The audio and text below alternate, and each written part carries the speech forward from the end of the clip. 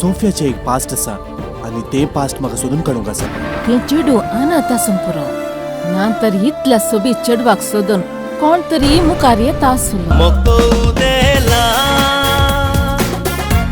काळजांत मुजा दिसरात तांची चेतना. तू काय भिये नाका. हांवें तुजी केस पोलिसांच्या हातान दिल्या.